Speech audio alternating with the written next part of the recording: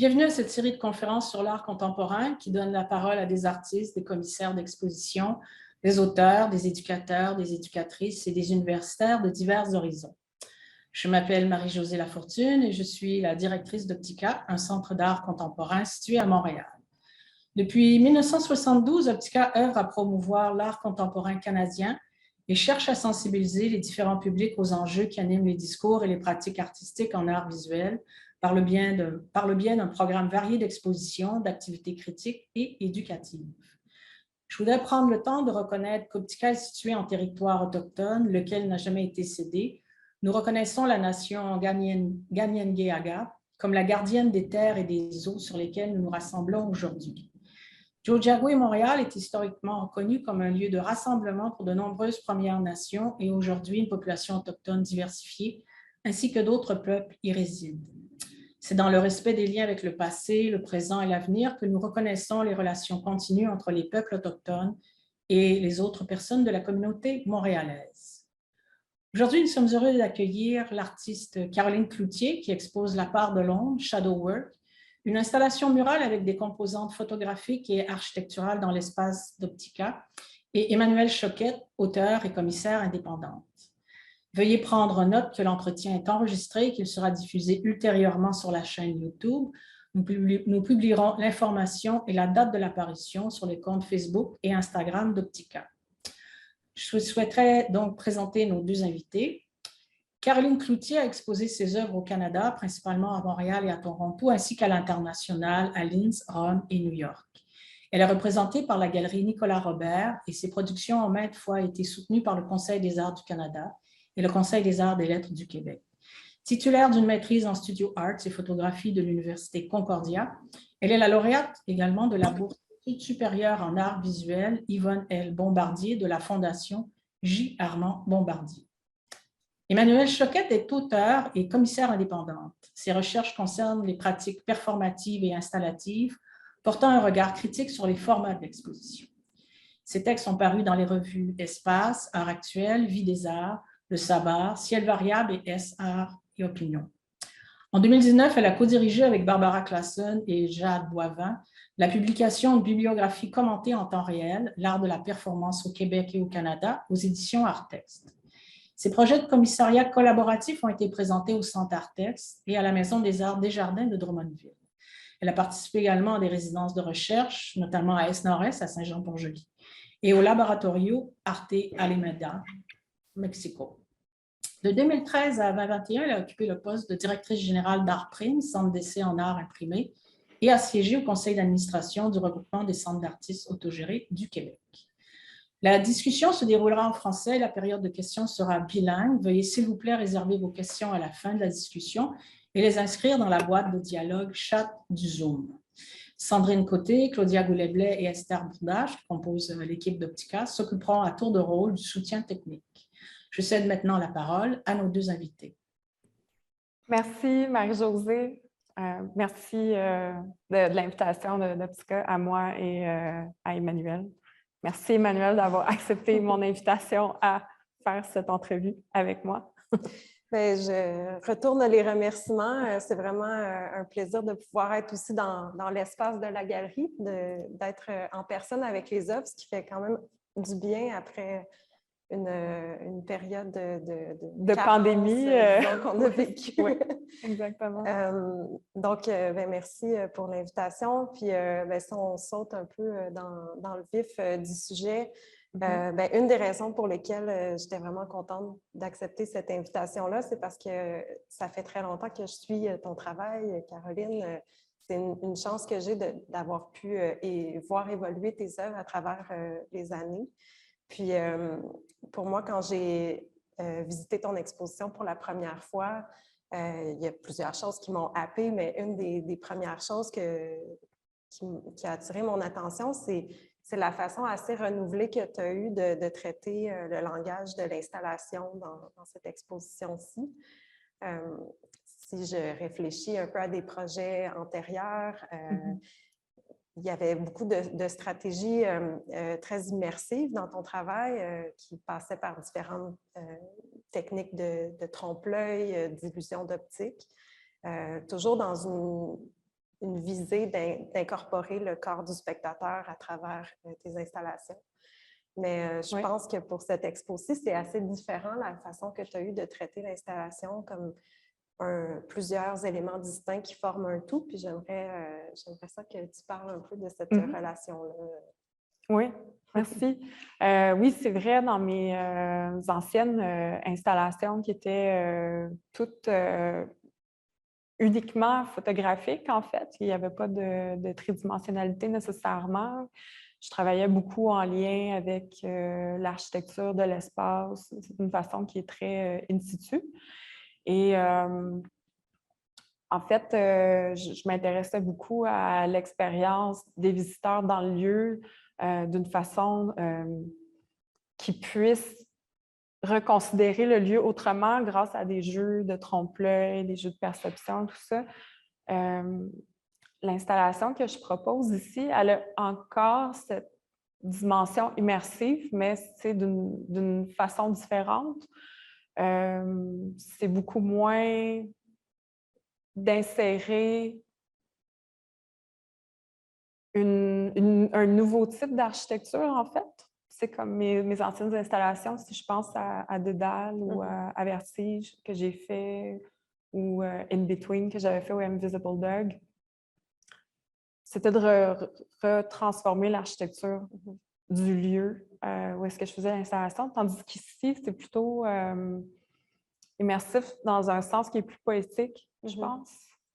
J'ai différents éléments. Bon, j'ai des jeux un peu d'illusion, mais ça ne transforme pas l'espace dans le sens qu'on a la même perception de l'espace qu'on a habituellement si on visite la galerie ici.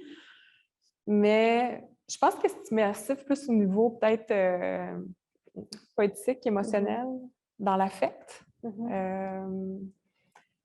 Déjà, quand on entre, toute la section qui est noire, on a l'impression que c'est peut-être un peu comme un stage, je ne sais pas comment dire en français.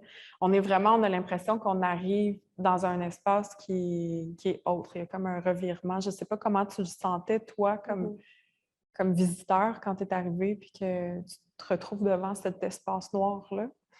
Bien, c'est certain que toute l'expo joue sur cette idée-là de dualité, de contraste. Puis, cette intervention-là au sol joue aussi ce rôle-là de diviser l'espace en deux. Fait qu'on se demande, est-ce que c'est un espace dans lequel je peux marcher?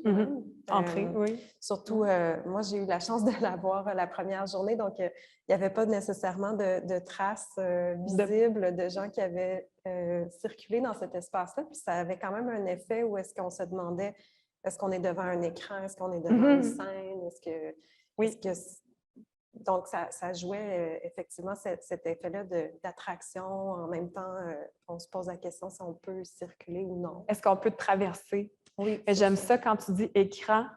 Moi, j'ai remarqué, après avoir fait l'installation, je n'imaginais pas l'effet physique que ça aurait d'avoir divisé l'espace comme ça, mais un coup qu'on l'expérimente en vrai et même avec d'autres visiteurs, la division de la salle en deux, du vide à l'espace plus sombre, devant, oui, ça fait comme un écran et on se retrouve à un moment où est-ce qu'on décide de ce qu'on va traverser ou non, cet espace-là. Et c'est un coup qu'on se retrouve dans l'espace qui est noir, là, qui est comme l'espace sombre, l'ombre, qu'on est dans un mode d'immersion, je pense, parce que quand on se retrouve à l'extérieur, on est plus comme observateur. Et quand on entre dans l'espace noir, on devient comme plus... on est dans l'expérience, dans l'expérimentation. Oui, c'est vrai que c'est une autre forme d'immersion qui ne fonctionne pas sur le même régime que c'est ça, l'illusion d'optique ou la création d'une perspective imaginaire. On comprend bien que c'est des jeux formels dans l'espace, mais ça a quand même cet effet-là d'immersion. Mais dans toutes mes installations précédentes, qui étaient comme toutes mes installations qui sont photographiques, qui vont montrer des faux passages, des fausses ouvertures, puis tout ça, c'est toujours, l'image qu'on voit, c'est toujours comme si le mur puisse s'ouvrir. Et ce qu'il y a à voir, c'est souvent, c'est un virage. Là. C'est comme le fond d'un corridor, puis ça tourne, mais on ne voit pas ce qu'il y a derrière.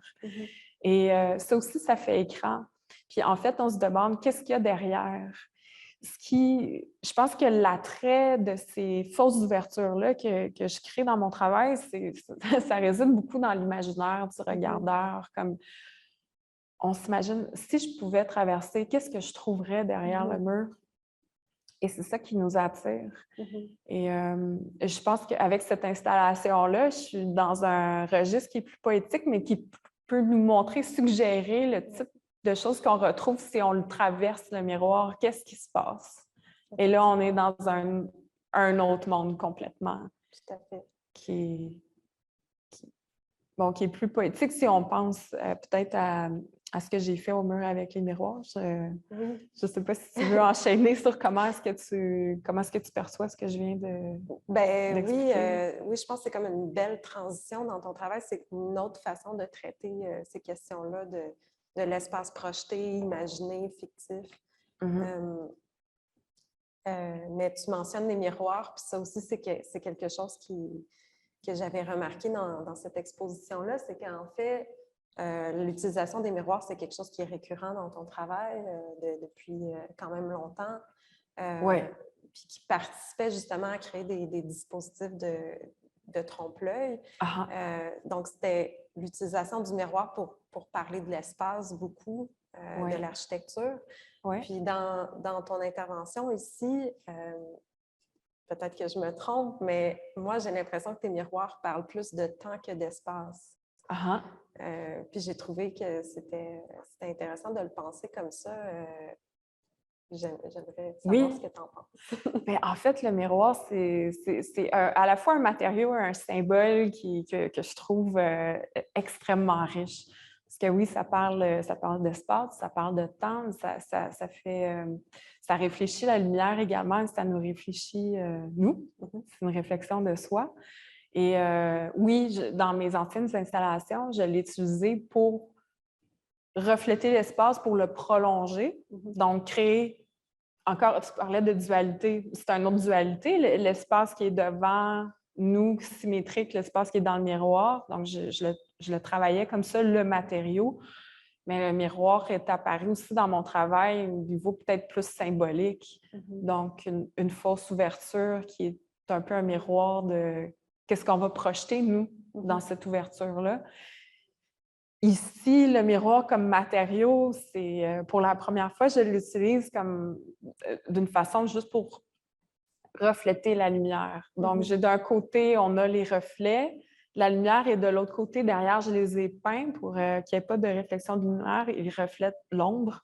Donc, on est encore dans la dualité de l'ombre et la lumière.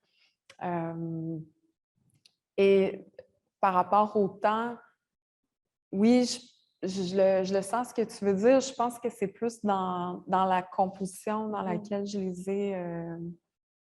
les ai mis dans la salle, qui est un arc de cercle. On a la circularité, on a aussi la répétition des formes qui vont en diminuant de grandeur, qui peut évoquer la spirale ou l'infini, le cycle. Donc, avec cette pièce-là, je suis vraiment plus dans quelque chose de plus poétique, moins littéral que ce que j'ai fait avant, oui, probablement. Mais tu sais, ça évoque même un peu le cadran solaire. Puis là, ça revient justement à ton utilisation de la lumière dans ton travail, qui a toujours été au cœur de ta pratique. Je veux dire, la lumière, la photographie, c'est de la lumière. Donc, je veux dire, d'emblée, on est déjà dans ce langage-là.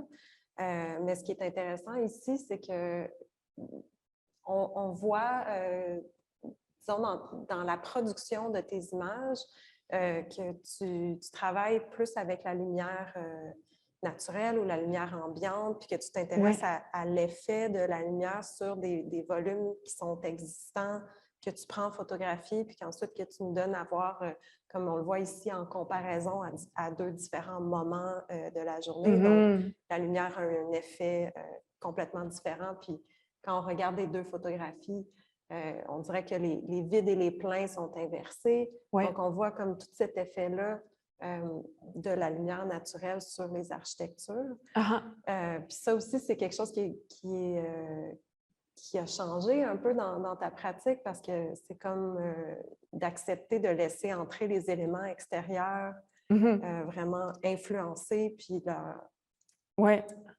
les laisser moduler ton travail. Oui, mais j'aime le lien que tu fais entre la temporalité et la lumière, et surtout la lumière naturelle, parce que la lumière naturelle, celle du soleil, c'est le premier témoin temporel, c'est notre premier repère temporel, en fait. Et de travailler en lien avec cette lumière-là, pour moi, c'est extrêmement riche au niveau de réfléchir à la temporalité, mais aussi à notre position dans l'espace. Parce que, bon, c'est toujours, c'est aussi une façon de s'orienter, non seulement dans le temps, mais dans l'espace. Oui. On pense aux 4 points cardinaux, on peut savoir où on se trouve juste en regardant la projection d'un nombre au sol. Et avec le diptyque que j'ai fait, ça fonctionne aussi. Là, j'ai de la lumière naturelle du soleil à droite. C'est contre-intuitif. À droite, on a l'impression que c'est la photo de nuit, mais à droite, c'est la photo de jour. Et de gauche, c'est la photo de nuit. Donc là, on est avec la lumière artificielle d'intérieur. C'est 2 fois le même site. Donc oui, ça parle de temporalité qu'on peut comprendre par rapport à comment la lumière du site va nous indiquer où on se trouve et à quel moment. On a encore l'idée de la dualité. Parce que, comme tu l'as dit, je pense qu'on a presque l'impression qu'on est devant un négatif puis un positif. Je m'intéresse beaucoup à l'architecture aussi dans mon travail. Et ce qui m'intéressait de ce site-là, beaucoup, c'est qu'en fait, on a on va dire,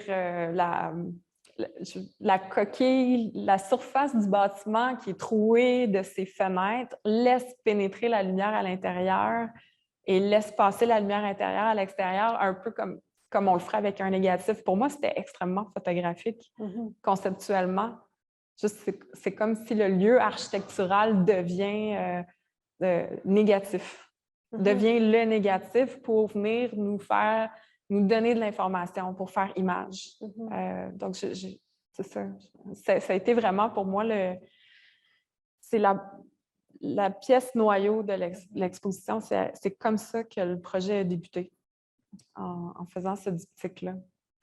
Mais c'est intéressant aussi de voir justement cette démarche-là, comment tu as créé ce diptyque-là.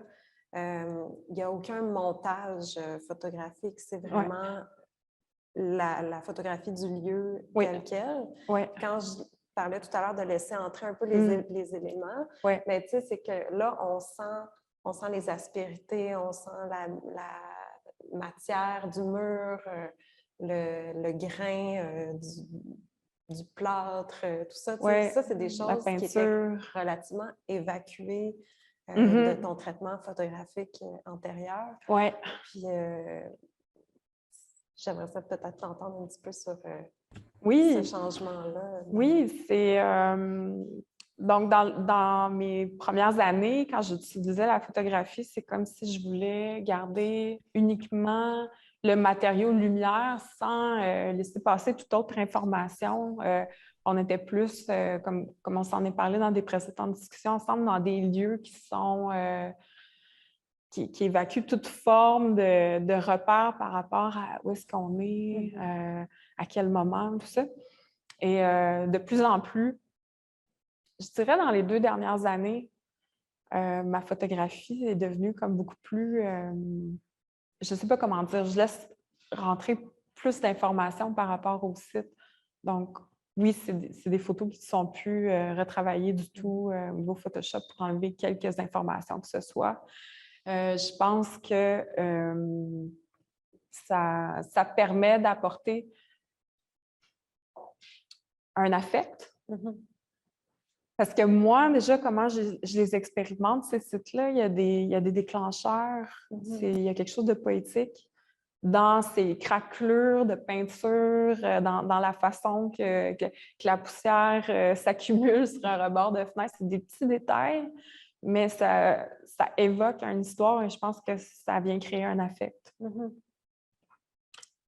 Mais ça me fait repenser en fait à la question de la temporalité parce que c'est comme vraiment la relation entre l'espace et le temps, comme l'histoire d'un lieu ou sa charge symbolique même.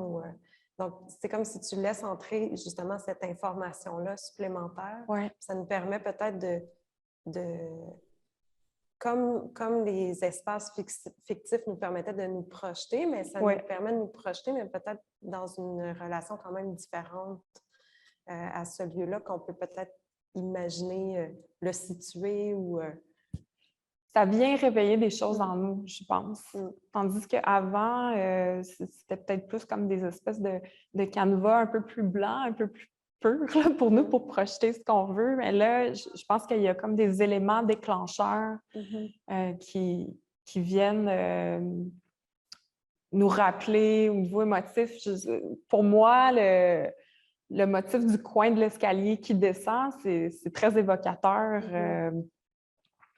Ayant habité dans une maison où est-ce qu'il y avait un sous-sol, par exemple, comme enfant. Si on a ça dépend, on a tous nos différents souvenirs, mais il y a quelque chose qui vient nous chercher là. Et je pense que cette exposition-là, son côté immersif, ça repose aussi sur ces informations-là qui sont dans la photographie, qui viennent nous éveiller des souvenirs au niveau émotif. Oui, tout à fait.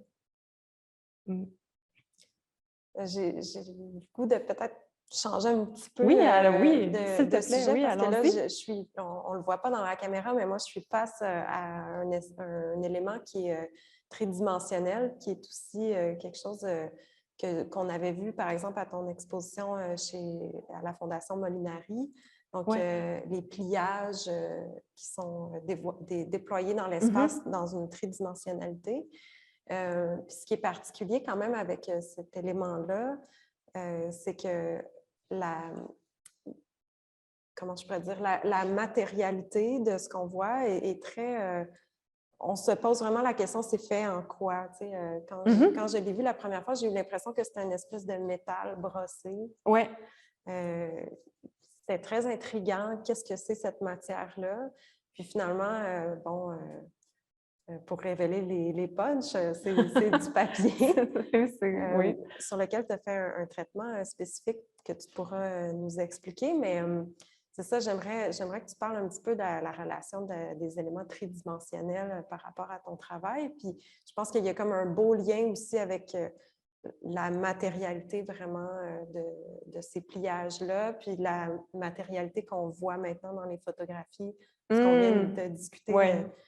L'espèce de côté matière plus brute. Oui. Oui, il y a beaucoup de choses dans ce que tu viens de me dire qui me fait penser. Bien, dans un premier temps, oui, on ne sait pas devant quel type de matière on se trouve. Et ça, j'aime beaucoup ça, brouiller les pistes un peu des surfaces. Comme, OK, qu'est-ce que je regarde? Est-ce que c'est... Puis dans mes photographies, on peut... parfois, on se demande, il y a des gens qui vont penser qu'ils sont devant une peinture, devant du dessin. J'ai beaucoup de séries de photographiques où je photographie des pliages de papier, puis on se retrouve à regarder une texture de papier qui est photographiée, imprimée sur un vrai papier texturé. Donc, l'espèce d'avoir des limites brouillées pour déjouer nos perceptions, c'est quelque chose qui m'intéresse beaucoup. Avec ce pliage-là que j'ai fait, c'était mon idée aussi. Donc, on ne sait pas devant... En fait, c'est très délicat. C'est juste un carton plié à la main. Mais on a l'impression qu'on est presque devant un bloc. Il y a quelque chose de très minéral. On a l'impression que c'est plein. Donc, sa matérialité très légère et fragile, qui a l'air très dure et pleine, c'est c'est intéressant, cette tension-là, ça m'intéressait beaucoup. Et oui, je l'ai recouvert de crayon graphite, je l'ai dessiné à la main. Puis, il y a ce côté-là organique de la surface, parce que c'est fait à la main qui... Bien, de un, déjà, le côté métallique qui vient rappeler les éléments là, en miroir. En fait, ce n'est pas du miroir de verre, c'est de l'acier inoxydable, polymiroir. Donc, on a la dualité papier-acier. Il n'y a comme pas plus opposé là, comme matériau, je pense, là, qui se tient en feuille. Là. Et on a aussi les photographies avec les surfaces qui sont peintes, que quand on regarde de proche, on voit tous les coups de pinceau. Puis dans d'autres séries que j'ai faites avant qui ont l'air des photographies presque hard edge. Je pense que j'aime travailler les polarités, puis les polarités des matériaux aussi, pas juste l'ombre et la lumière, ou le plein, le vide, l'envers, l'endroit, tout ça, c'est... J'aime mettre les opposés ensemble, puis d'arriver à un résultat visuel qui nous questionne devant lequel des deux on se trouve. Et on est toujours on vacille entre les deux extrêmes, on essaie de se positionner. Je ne sais pas si ça résonne pour toi, ce que je dis. C'est quelque chose que je recherche d'une façon qui est très intuitive quand je suis dans l'atelier, je pense. Mais c'est vrai que c'est ça, le titre de ton expo, le travail de l'ombre. Tout de suite, ça évoque la dualité, mais c'est une question qui est au cœur de ton travail depuis très longtemps, là. Qui s'exprime justement de différentes manières, comme tu viens de l'expliquer, autant dans la forme que dans les matériaux, que dans la mise en espace. Puis, ben, peut-être j'aimerais ça que tu parles un petit peu plus du côté tridimensionnel, tu sais, oui, absolument. Plus sculptural. Oui, donc ça, c'est apparu dans mes expositions seulement depuis l'année dernière. Je pense que j'ai toujours fait que du bidimensionnel. Le produit final a toujours été seulement bidimensionnel, alors que j'ai travaillé beaucoup avec l'architecture et aussi des maquettes fabriquées en atelier qui étaient destinées à être photographiées. Donc, ça fait déjà quelques années que je fais des pliages de papier en atelier qui ne sont jamais montrés tels quels en exposition.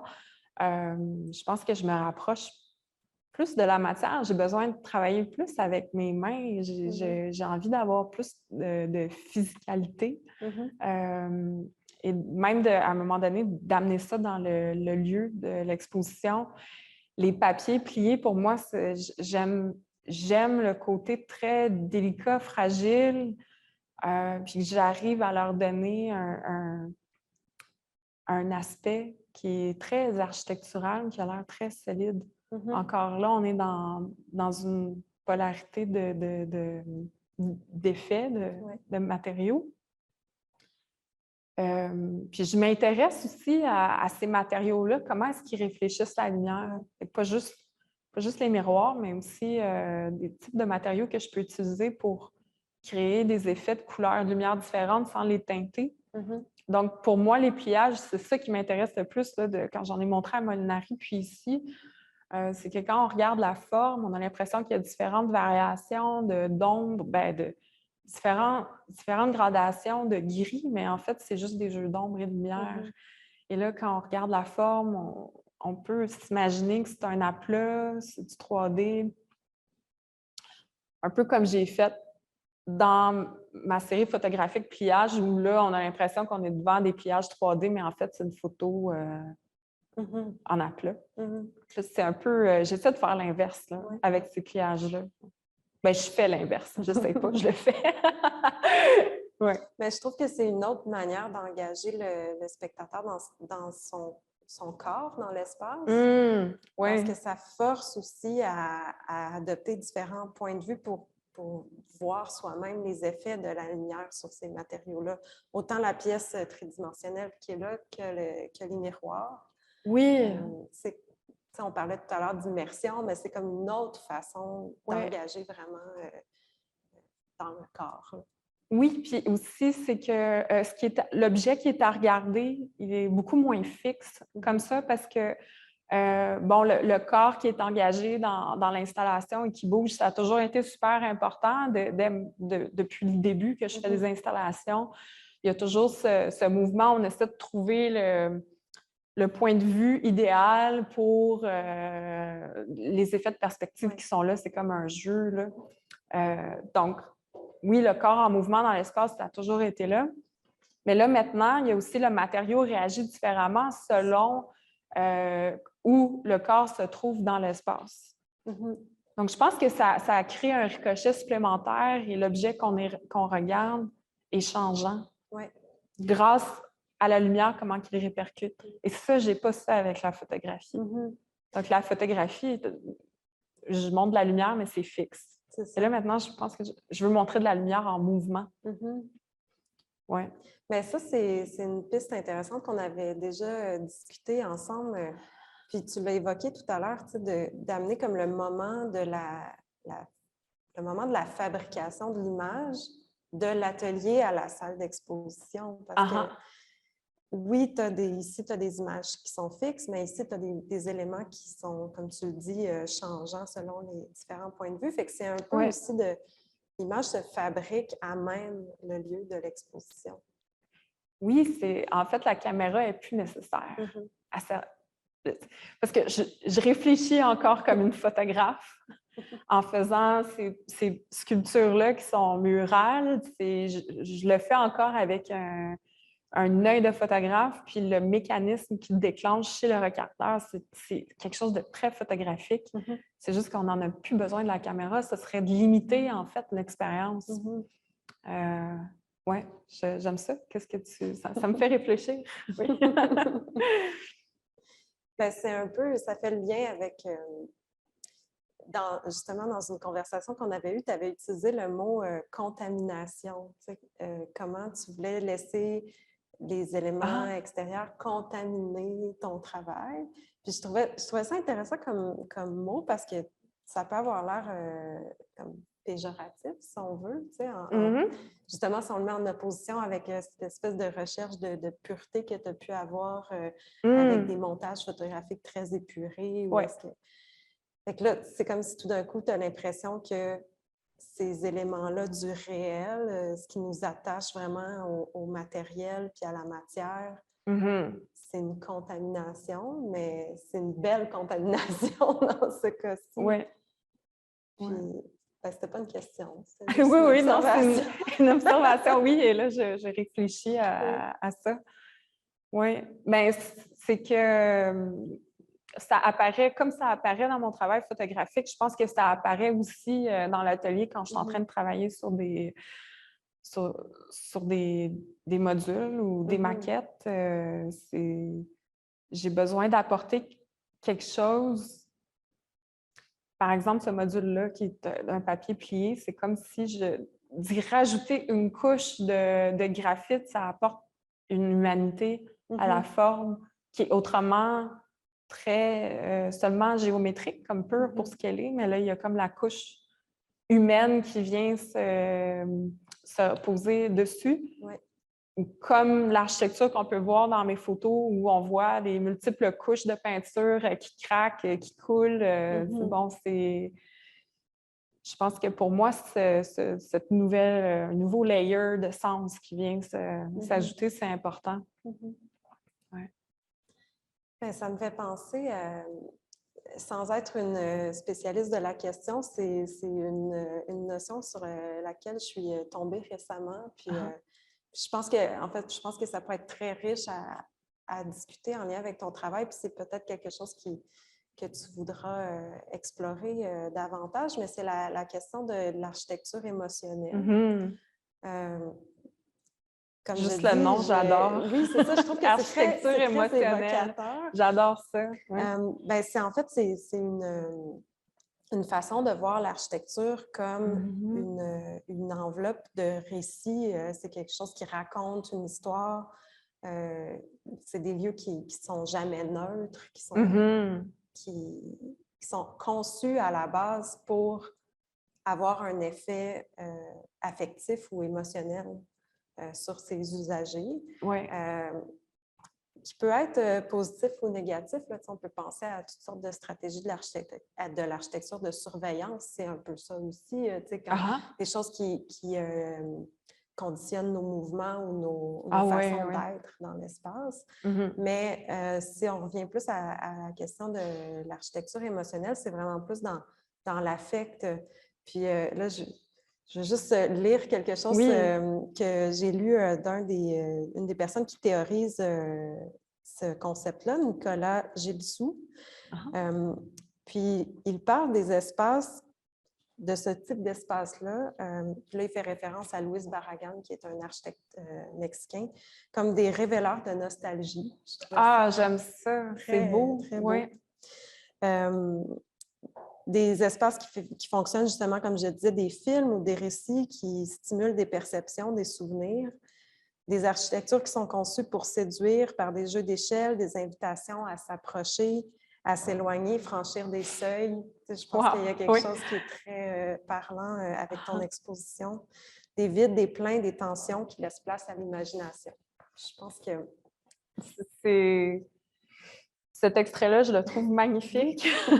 Puis je reconnais ma pratique beaucoup dans ces mots-là. C'est comme s'il arrivait à mettre les mots sur quelque chose que je recherche, que j'essaie de créer. Carrément, oui. J'adore ça. C'est comme de construire des architectures émotionnelles. Oui.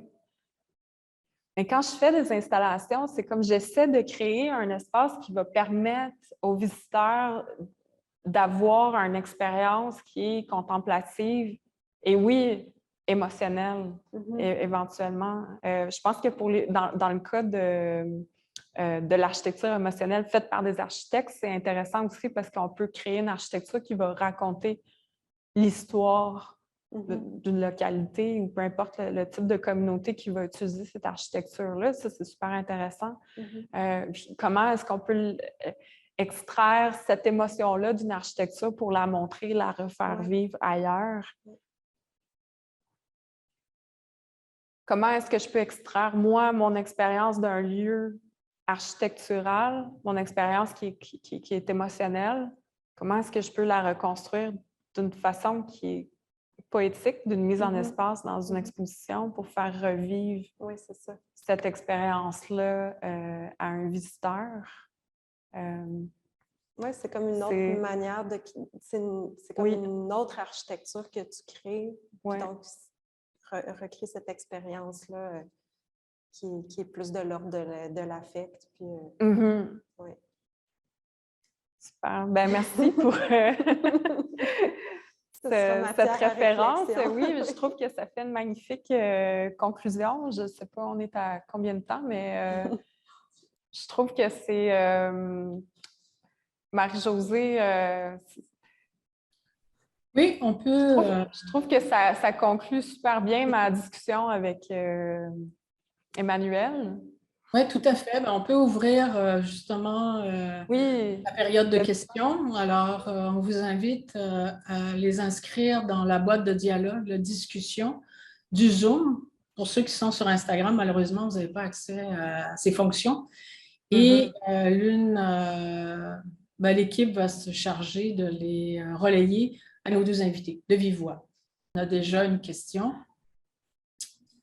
Je peux la lire. Bonjour Caroline, tu as fait de la scénographie récemment pour le théâtre. Comment cela a-t-il changé ton rapport à la scénographie d'exposition? C'est tellement une magnifique question. Merci. C'est une très bonne question. En fait, cette exposition-là que j'ai faite ici, en tout cas, je pense qu'elle n'aurait pas pu être comme ça si je n'avais pas fait ma scénographie pour Espace Go. Je pense que cette expérience-là, scénographique, j'ai toujours travaillé avec le corps dans l'espace et tout ça, mais là, c'est de de créer une scène. Ça me fait penser à l'espace comme un lieu où quelque chose un lieu où il y aura un événement. Et dans le cas de la scénographie, de l'événement, c'est l'histoire de la pièce, c'est les événements qui se passent dans la pièce. je pense que l'installation que j'ai créée ici, quand on se trouve dedans, avant qu'on arrive, on a l'impression que c'est aussi presque un stage. Est-ce qu'on va y aller dans l'espace noir, sur le stage, même l'espace noir qui est au sol, que j'ai créé dans une technique que j'ai appris grâce à l'équipe scénographique de Espace Go. Je pense que ça m'a vraiment donné des nouvelles pistes, une nouvelle façon de penser le lieu d'exposition. Comme, OK, c'est pas juste les murs, c'est aussi le plancher, puis peut-être éventuellement le plafond, là, tant qu'à faire. C'est comme tout d'avoir une globalité qui est un contenant. Oui. Ben, c'est comme laisser place aussi au narratif, tu sais, comme Ah ça oui, pourrait raconter mais oui. une histoire, puis ça revient un peu à ce qu'on vient juste de discuter. Absolument, oui. Le côté narratif qui est dans mon travail plus que jamais dans cette exposition-là. Ce qui contamine le travail, les éléments extérieurs, l'histoire, la poésie. Oui, je pense que mon travail pour cette scénographie-là, ça a été une collaboration qui s'est échelonnée sur un an. Vraiment, habituellement, la façon qu'ils travaillent au théâtre, c'est qu'ils vont appeler le scénographe à la toute fin. Et la collaboration, comment ça s'est passé avec Alexia Burgère, qui est la metteur en scène. En fait, j'ai été la première à avoir été appelée, puis on a commencé à travailler sur la scénographie au tout début, avant même que la mise en scène soit terminée. Donc, c'est vraiment à mesure que l'histoire se construisait à insérer dans la scène, moi, je construisais la scène. Fait que je pense que ça m'a beaucoup ouvert à tous les contaminants. Oui. Merci pour ça. Oui, j'adore. Merci beaucoup à peu importe qui l'a posé. Ouais. Je ne vois pas d'autres questions, mais l'espace est ouvert, là. Je vous invite à poser des questions à Caroline. Oui, aussi. Emmanuel. Je ne sais pas, Marie-Josée, pour toi, s'il y a quelque chose en particulier qui a résonné dans notre discussion ou Il y a beaucoup la notion d'espace architectural, mais senti, quelque chose qui n'est pas simplement froid, pas simplement... il y a cet intérêt, oui, beaucoup axé sur la perception. Mais pour revenir à cette idée de scénographie, c'est vrai qu'elle est très présente dans ce projet d'installation. Je ne sais pas si tu t'en parles comme dans l'installation, parce que, bon, ça te semble plus privilégier le mot scène, ce qui est intéressant parce que là, il y a une idée de participation, là, une idée de justement traverser l'espace. Parce que effectivement, au tout début, quand tu as terminé la mise en espace, la division noire très, très tranchée entre l'espace un peu obscur, noir, et l'autre aspect de la galerie qu'on ne voit pas très bien dans l'écran, mais qui est plutôt le blanc habituel, le cube blanc de l'espace d'exposition. Donc, il y avait comme oui, l'effet écran, on parle Emmanuel, mais qu'on ne pouvait pas traverser au début. Tu sais, on avait comme un peu une petite gêne de savoir comment on pouvait traverser cet espace, sachant très bien que toi-même, cette question était un peu aussi en suspens, mais qu'elle a été comme un peu résolue en se disant, bon, il faudrait que les gens puissent s'approcher et puissent comprendre aussi la fabrication. Donc, c'est un peu, je trouve que c'est quand même intéressant parce que c'est une pièce qui a évolué avec l'espace. Ah oui, c'est vrai. Je suis contente que tu me rappelles ce moment décisif pendant l'installation. Oui, c'est vrai qu'il y a beaucoup de choses qui se sont posées aussi pendant l'installation, pendant la mise en espace de l'exposition, parce que on a beau avoir une idée d'une installation là, ou d'une scénographie en tête, c'est toujours quand on le fait sur le site, pour moi, c'est au moment où j'arrive à moi-même l'expérimenter avec mon corps là, dans la vraie vie. C'est jamais comme on l'imagine. Il y a des choses que j'arrive pas à nommer, mais ces choses-là, ça s'active juste dans le réel, dans l'expérience. Puis c'est ça, il y a beaucoup de choses que je découvre à propos de chacune de mes installations. Je vais les découvrir presque en même temps que les visiteurs, juste à la toute fin que j'ai fini d'installer. Ouais. C'est que ton moment de création ou de production, il se poursuit dans l'espace d'exposition. Tu n'arrives pas nécessairement avec des formes qui sont figées. Non. Il reste une Même, place à... oui. Puis le type d'expérience qu'on va avoir sur le site, je la connais pas, mais cette expérience-là, elle fait vraiment partie de l'œuvre. Puis c'est à déterminer jusqu'à la toute fin.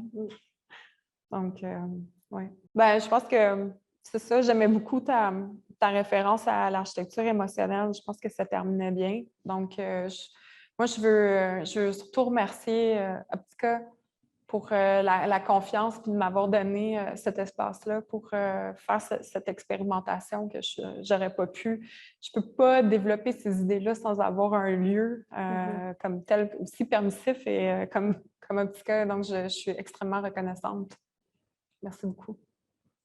J'abonde aussi dans le sens des remerciements auprès d'Optica parce que je trouve que c'est important aussi d'avoir ces moments-là de rencontre pour les artistes, d'avoir des interlocuteurs, mais aussi pour le public de pouvoir découvrir un peu plus dans la conversation le travail des artistes. Puis je te remercie, Caroline, pour ta grande générosité. Merci d'avoir accepté. C'est toujours un plaisir de parler avec toi.